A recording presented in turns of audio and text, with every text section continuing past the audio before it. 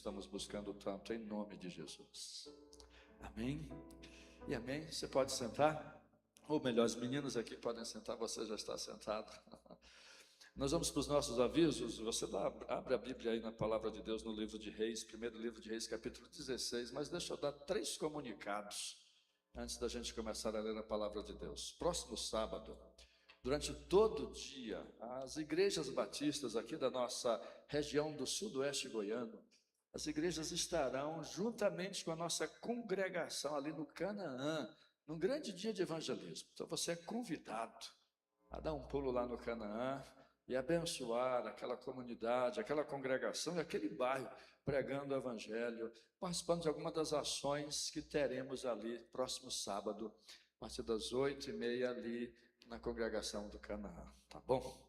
E outro aviso aqui à noite, por conta dessa história de Copa do Mundo, os casais, sejam os casais casados, sejam os casais de namorados, eles não celebraram, ficou aquela coisa, dia 12, dia 13, jogo, e prejudicou um pouquinho o evento coletivo. Então, próximo sábado, você pode falar aí com a Sumaia. Cadê a Sumaia? Está aqui? Sumaia, fica de pé.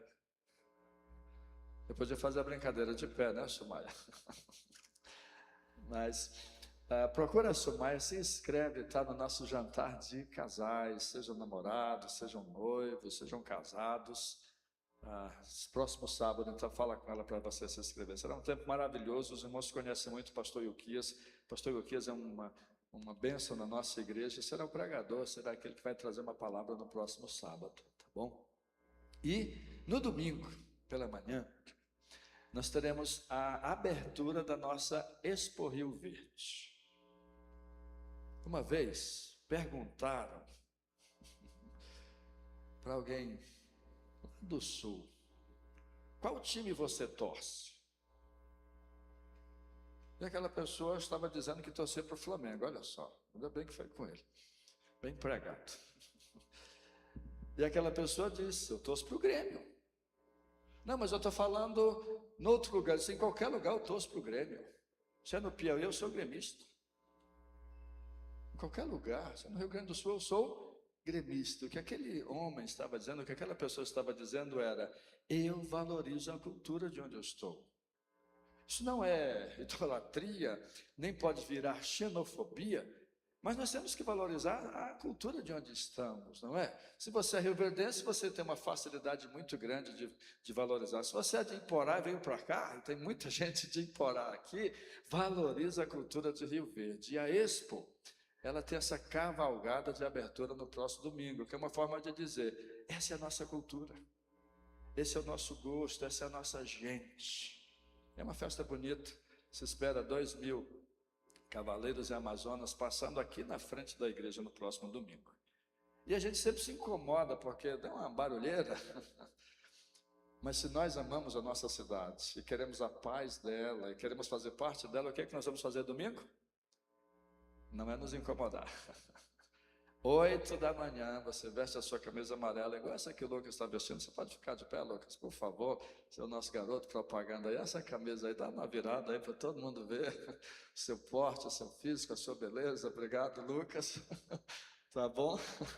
Domingo, 8h, com essa camisa, a gente vai ter mais coisas. Uma pessoa ofertou água mineral que será distribuída para toda essa caravana que vai passar. Tem alguém da nossa igreja que vai desfilar no domingo? Klaus, quem mais? Mais alguém? Os pitititinhos do Klaus, ok. Quem sabe no ano que vem o Colégio Batista Telos também não desfila. Quem sabe ano que vem o Colégio Batista Telos vai ter um stand na Tecnoshow, já pensou? É a nossa cidade, meus irmãos, é o nosso povo, é a nossa cultura. Então a partir das 8 estaremos ali na frente, naquele canteiro, orando, abençoando, distribuindo água, dizendo: nós amamos essa cidade, nós fazemos parte dela, nós temos uma cidade no céu, mas enquanto ela não chega, a nossa cidade é Rio Verde das Abóboras. Essa é a nossa cidade. Tá? O nosso culto acontecerá normalmente às 10h15. Se você ficar lá, é o seu culto lá. Se você quiser entrar, 10h15, o sol já está mais quente, você pode entrar e participar do culto. E na hora do barulho, amém. Faz parte da nossa cultura da nossa cidade, tá bom? Esses são os avisos. Eu quero pedir desculpas aos pais que estão com as crianças hoje, mas por conta da nossa reforma não tem a salinha, não tem o Ministério Infantil hoje, mas é temporário essa semana. Em nome de Jesus, a gente volta a ter todos os nossos espaços. E antes de ler a palavra, desculpe toda essa conversação aqui, mas a gente queria conhecer você que nos visita nessa manhã. Olha, você já viu a Silmar ficar de pé, você já viu o Lucas ficar de pé, sua vez de ficar de pé. Você que nos visita, por favor, você faz isso, fica de pé. Muito obrigado a esse casal, Jorge, a esposa, cada casal. E agora você vai lá e dá um abraço neles, tá bom? Você vai lá e cumprimenta, diz como é bom fazer parte dessa família, diga que é bem-vindo, agradeça a presença dessas pessoas no nome de Jesus. Você é muito, muito bem-vindo em nome de Jesus. E volte sempre ao que nós pedimos para você. Você abriu a palavra de Deus em 1 Reis, capítulo 16?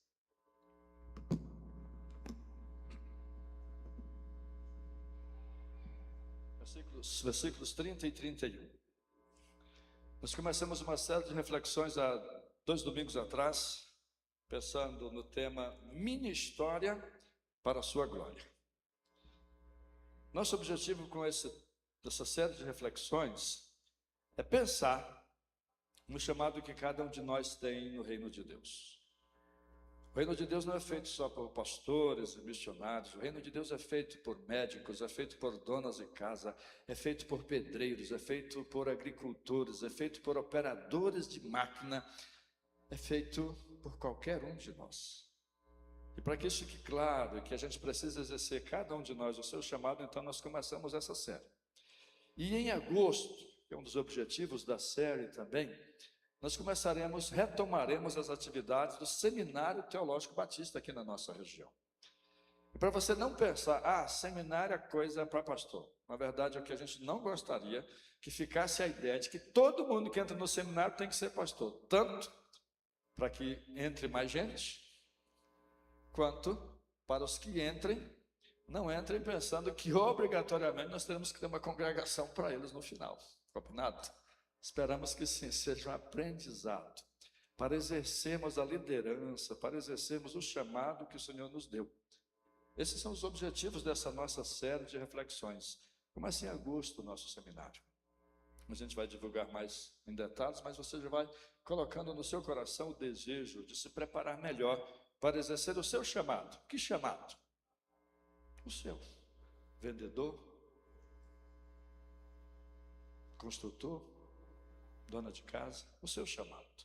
Então nós começamos uma série de reflexões sobre personagens que tiveram grande influência no reino de Deus e que não eram o padrão de missionários. Nós pensamos em Joquebede, a mãe de Moisés. Praticamente nem existe o nome dela na Bíblia, uma vez que aparece praticamente. Ela não mudou o mundo, mas ela educou quem mudou. E é um chamado para educar, para formar. Depois nós pensamos em Aholiabe, Bezalel, que foram chamados para serem artesãos. A história de Israel é formada por 3 homens: Moisés, o legislador; Arão, o sacerdote; e Bezalel, o artista. Se valoriza muito os outros 2, mas Bezalel está lá no meio com o mesmo valor. E hoje nós vamos pensar num homem de nome Obadias, capítulo 16, de 1º livro de Reis, versículo 30, traz um contexto de Obadias. 1º livro de Reis, capítulo 16, versículo 30. Não sei se vai ser possível, chegou ali. Acabe, filho de Onri, fez o que era mal aos olhos do Senhor, mais do que todos os reis que vieram antes dele. Olha que relatório lamentável. Ninguém foi tão ruim quanto Acabe. E ele era o rei. Mas versículo 31 diz que a coisa piorou. Lembra da promessa do Tiririca, que pior do que está não fica? E fica. Lembra que fica? E bastante às vezes, piorou. Como se fosse pouca coisa andar nos pecados de Jeroboão, filho de Nebate. Acabe foi mais longe.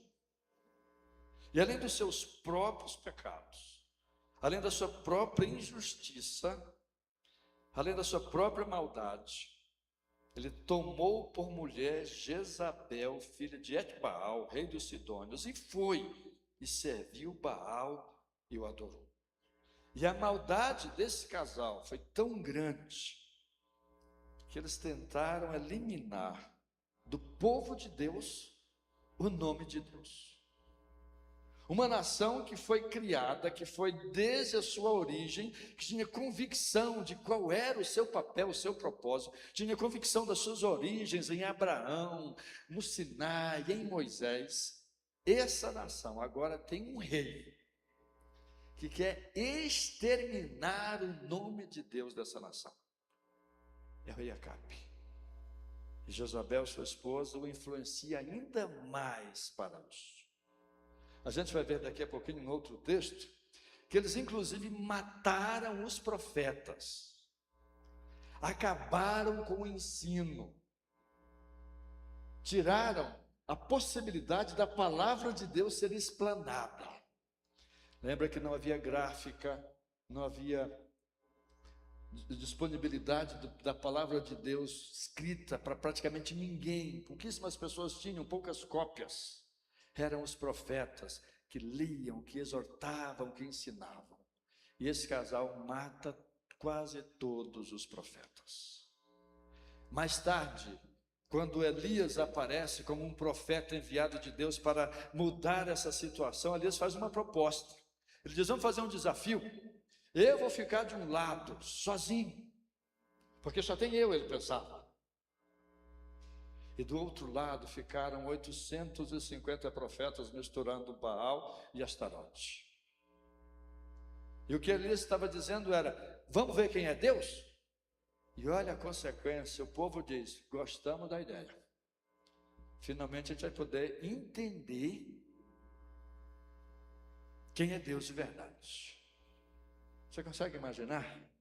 Nós já vemos isso em diversos países, que o regime, principalmente o regime comunista, quando assume, toma as leis e proíbe diversas coisas da pregação. Aconteceu em Cuba, aconteceu na China, em diversos outros lugares, Coreia do Norte, em diversos outros lugares. É isso que está acontecendo, é isso que está previsto, é isso que está começando no primeiro livro de Reis, capítulo 16. Aí vem Obadias. Obadias está no capítulo 16 também, ou melhor, no capítulo 18, versículos 3 e 4. Primeiro livro de Reis, capítulo 18, Acabe chamou Obadias. E olha a função de Obadias: responsável pelo palácio. Ele era como o ministro da fazenda. Ele era, porque o palácio envolvia não só o palácio em si, envolvia o reino todo. Ele era o braço direito de Acabe.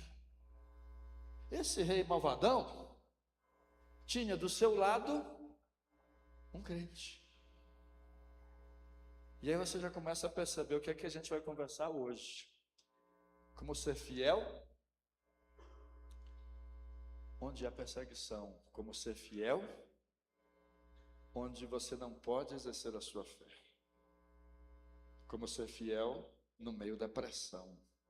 Como ser fiel, o chamado para ser fiel na adversidade, o chamado para ser fiel na oposição. Mas o que Deus permite, como Deus vê, como Deus escreve, leva o autor a escrever sobre Obadias? Obadias era o quê? Um homem que temia muito o Senhor. Ele era um homem crente no meio daquela confusão. E o versículo 4, uma das provas da sua fé é que quando Jezabel exterminava os profetas do Senhor, Obadias tomou 100 profetas e dividiu em 2 grupos e os escondeu em cavernas e os sustentou com pão e água. Mas eu quero que você imagine a cena, eu quero que você imagine o contexto. Acabe diz: se você descobrir alguém que adora a Deus, mata. Acabe diz: se você descobrir alguém que influencia a adoração a Deus, mata.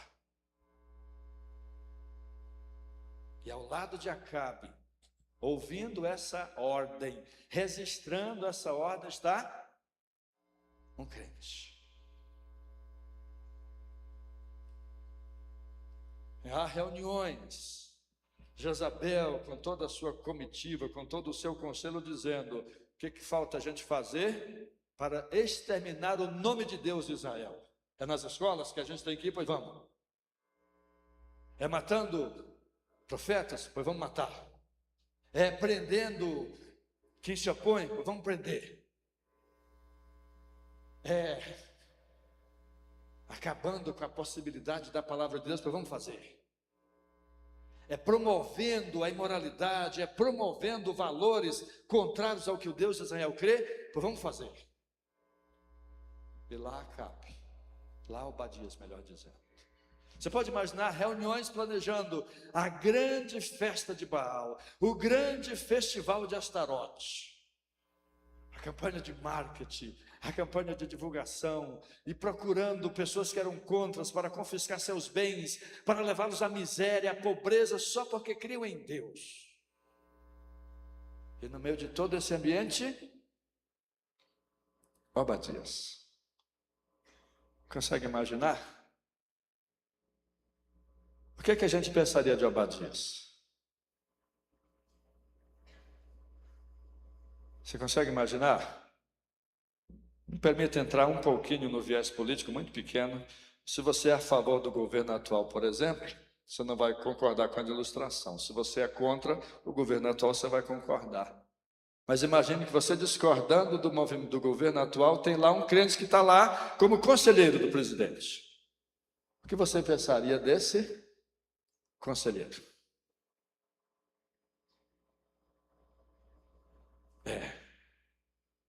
Estava lá Obadias. Aí de repente aparece Elias. E a história de Elias, eu não vou ler, os irmãos conhecem muito bem, capítulo 19. Elias é o brabo. Ele primeiro aparece e diz: não vai mais chover não. E vai-se embora. 3 anos e 6 meses sem chuva, Elias aparece e diz: eu não falei que não ia chover? E agora vamos fazer um desafio. Eu de um lado, Elias diz: sozinho. E do outro lado, 450 mais 400, 850 profetas. E o Elias tem um desafio simples: nós vamos cada um apresentar o seu sacrifício. E o Deus que responder com fogo do céu é o Deus verdadeiro. Do lado de cá só tem eu. Do lado de lá. E Obadias? De que lado? Porque ele tem que estar do lado do rei. Ele não está do lado de Elias. Entende? Pensa na cena. Consegue imaginar? E como é que fica seu coração? Repito, na ilustração com viés político, se você não concorda com o governo atual, está lá o governo e está lá um pastor. Como é que você vê esse pastor? Se você não concorda? Entende? E a gente pensa que ser chamado é só Elias. É o cara do confronto. Ele sim tem fé. Ele sim crê. Ele sim vale a pena dizer que é chamado. Mas Obadias, Obadias parece mais um covarde. Obadias parece mais uma pessoa que se acomoda à situação com medo de sofrer, com medo de perder. A gente não costuma pensar em ser chamado para ser Obadias. E aí vem o dilema, por isso a importância da nossa série de reflexões, porque você não tem coragem para ser Elias, concorda comigo? Você não tem coragem de sofrer 3 anos e 6 meses sendo sustentado por pássaros.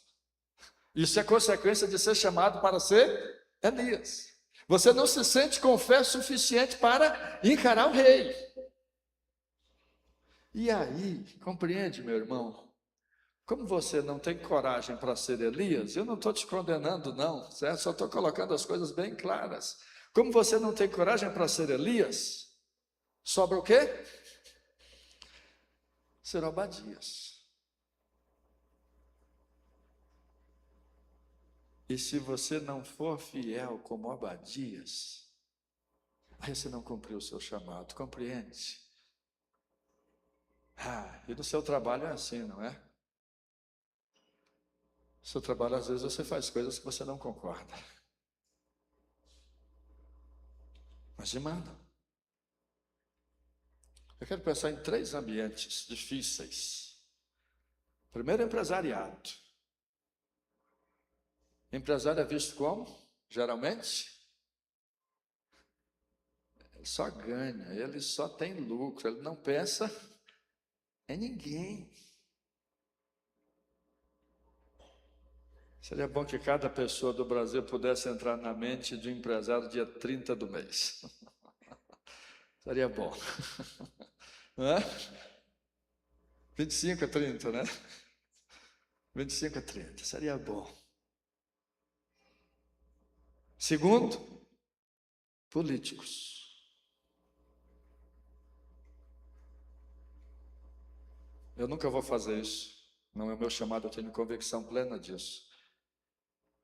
Mas assim, em agosto, em julho, sei lá quando é que faz, aí eu me candidatasse a vereador de Rio Verde. Nunca vou fazer isso, tá bom, meus irmãos? Não vou. O que você pensaria?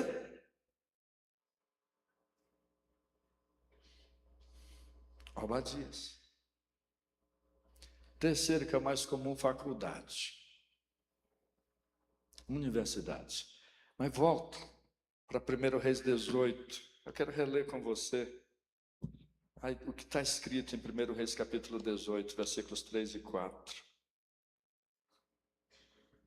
Volta lá no texto, por favor. 4. Aliás, esse 3 mesmo, desculpa, o versículo 3 mesmo, está perfeito. Elias era o quê? É impressionante como Deus é caprichoso, meus irmãos, porque Ele colocou...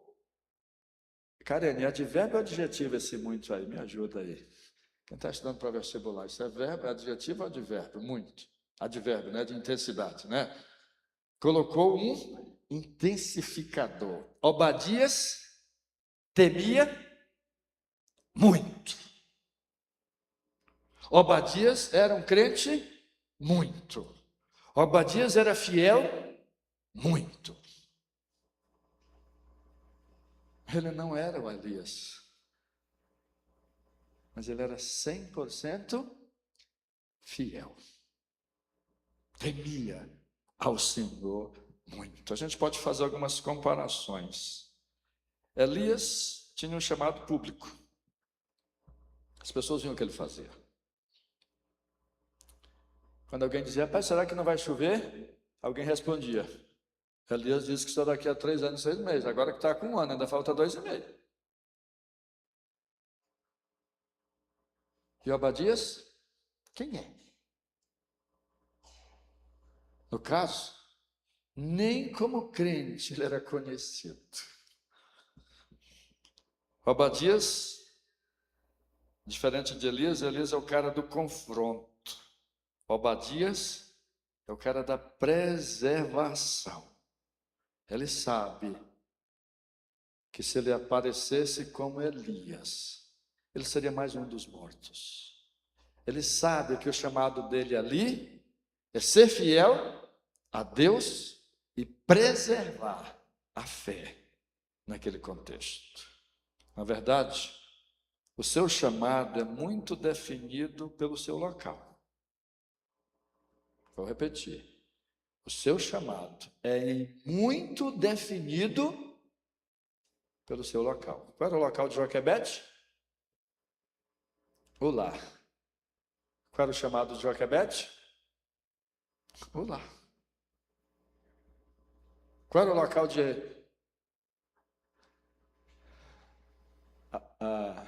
Bezaleel e Oleabe? Uma oficina. Qual era o chamado deles? Artesão. O seu chamado em muito é definido pelo seu local. Você é motorista? Provavelmente o seu chamado é ser alguém que vai levar a palavra da forma que está levando.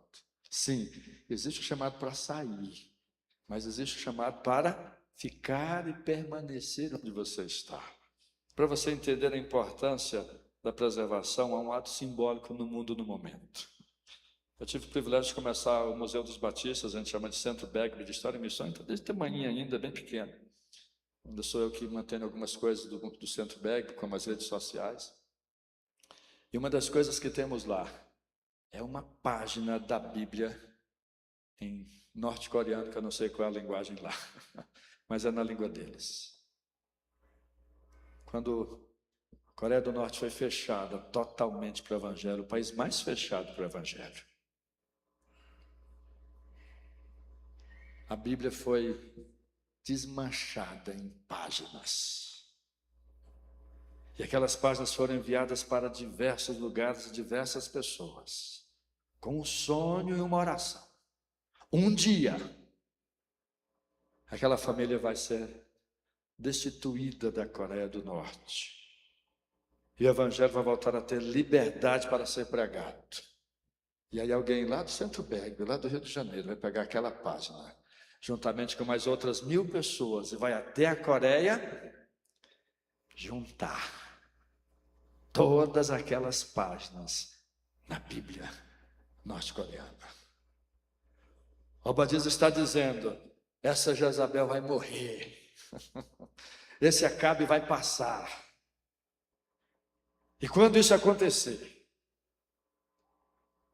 teremos pelo menos 100 profetas prontos para reconstruir. E assim ele está agindo. Ele não é o cara do confronto, ele é o cara da preservação. Elias é o reconhecido. Obadias é o desconhecido. Nós estamos em clima de Copa do Mundo, não é? Quem ganhou a Copa do Mundo em 2006? Itália. Qual foi o melhor jogador do mundo, o melhor jogador da Copa de 2006? Não. Cannavaro, um zagueiro. Naquele ano, a Itália levou 2 gols e um foi contra. Em todos os jogos da Copa, a Itália levou 2 gols e um foi contra. Então, literalmente, ela só levou 1. Para 13 jogos a Copa, coisa assim. 7, 8, sei lá, esses jogos todos aí. Foi a primeira vez que um zagueiro ganhou o título de melhor jogador. Mas que ilustração potente, meus irmãos. Porque geralmente o melhor do jogo, o melhor da Copa é o que faz gols. Mas naquele ano, os especialistas reconhecem, não. O melhor jogador não era quem estava lá na frente. Era quem estava. Isso não acontece todo dia. Mas é uma forte ilustração do chamado de Obadias. O chamado para ser lá atrás. Quantas vezes eu já escutei em algumas igrejas aquela profecia: você está atrás das malhadas como Davi, Deus vai te tirar de trás das malhadas e vai te colocar para frente, tal e tal e tal. Continua de trás das malhadas. Continua onde você está. Apenas seja fiel. Onde você está, nem todo mundo tem que ir para frente, mas seja tão fiel que que você ganha dos craques, que você ganha dos atacantes. Seja tão fiel, seja tão bom, que você ganha dos que fazem o gol. Seja tão bom nos bastidores, que receba essa palavra de Deus para você. Ele era tão fiel, ele era fiel, ele era muito fiel. O Robson é um motorista, mas o Robson é fiel muito. Mas ele teme ao Senhor muito. Ele é crente muito. Ele se preocupa em fazer a vontade de Deus muito.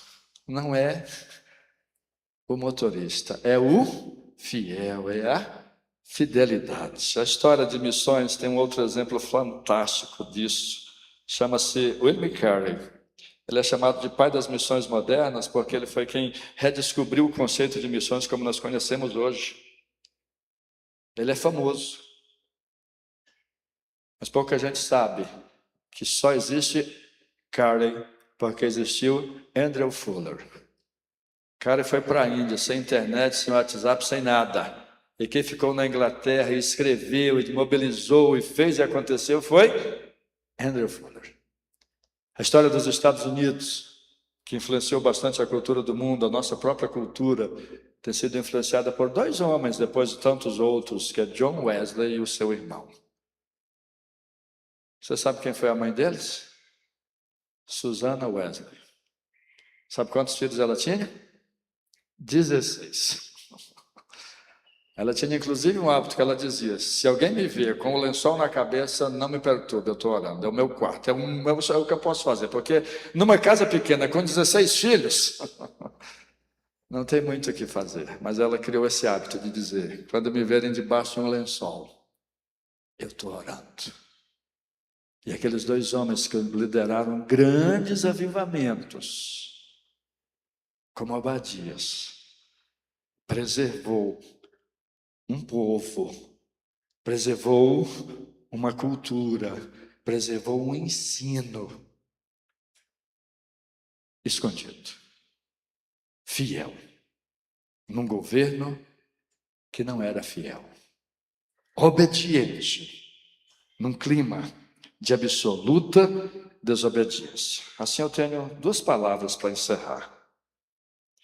A primeira é para você, que se sente fiel, que se considera fiel, e que às vezes fica incomodado porque está atrás das malhadas, porque está lá escondido, porque ninguém sabe, porque ninguém vê lá na sua conversa com o seu contador, o malabarismo que você faz para emitir nota inteira. Ninguém vê as tentações que você sofre, as pressões que você sofre no seu trabalho, mas você continua fiel. Você que é professor e que está lá no livro que você tem que ensinar que a criança é livre para escolher a sua identidade, o seu gênero, como ela se identifica como de gênero. E você está lá pensando: eu não posso negligenciar o livro, mas eu posso ser fiel. Continue. Você não precisa ser Elias. Poucos são Elias. Continue sendo fiel. Lá naquele caixa. Continue sendo fiel naquela diária de uma limpeza de casa.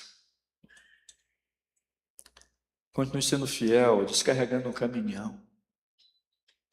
Continue sendo fiel onde você está. Mesmo que ninguém veja, faça tão bom que você receba de Deus a palavra: ele temia o Senhor muito. Ela temia o Senhor muito. Seja fiel. Às vezes as pessoas podem não compreender as suas circunstâncias, mas Deus sabe e entende. E para todos nós, a segunda palavra é a pergunta que já fiz: você está sendo fiel onde está? Você está sendo fiel. Onde está?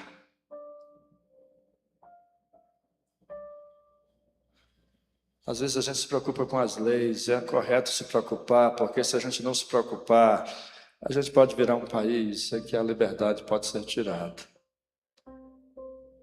Mas o problema não são as leis. Eu posso viver num país que tem lei de aborto. O problema, eu não vou abortar. Minha esposa não vai abortar.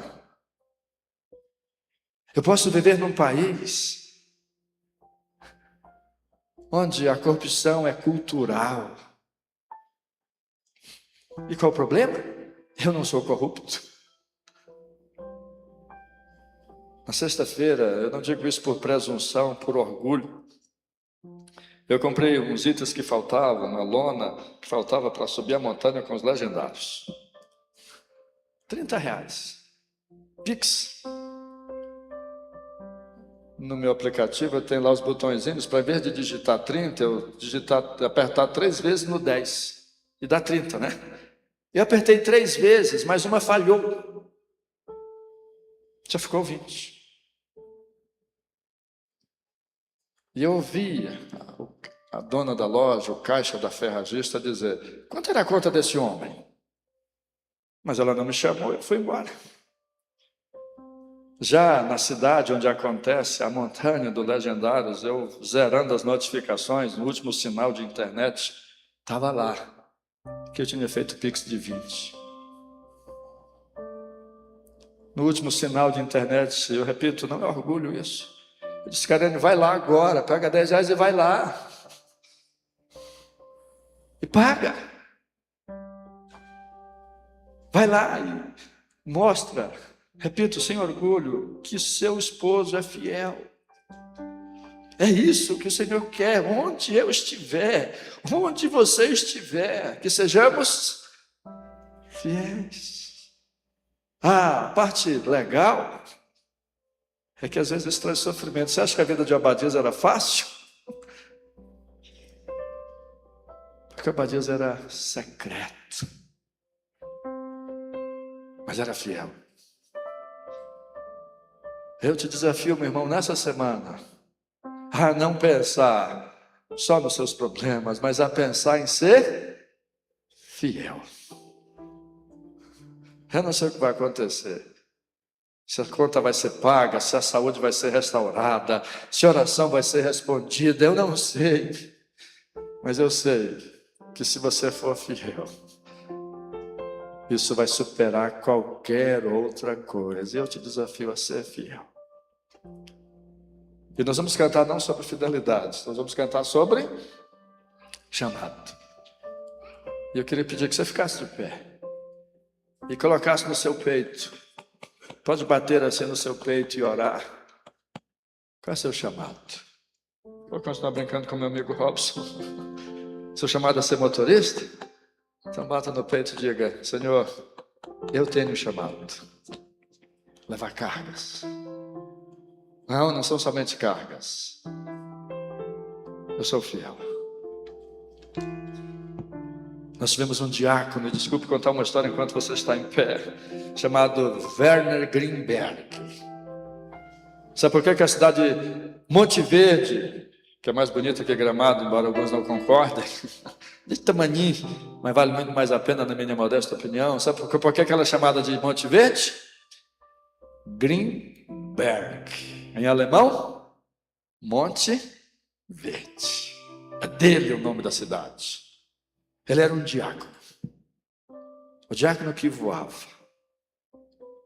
E quando a polícia, lá para as bandas da Amazônia, sabia, a Polícia Federal, a Alfândega, a Receita Federal sabia que avião que está pousando é o do Greenberg. Não precisa fiscalizar, não. Ele não está trazendo mão de ar do Paraguai, não. Não precisa fiscalizar, não.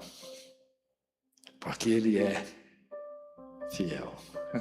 Então bata no peito e diga: eu tenho um chamado. Eu tenho um chamado. Meu chamado é para estar onde eu estou.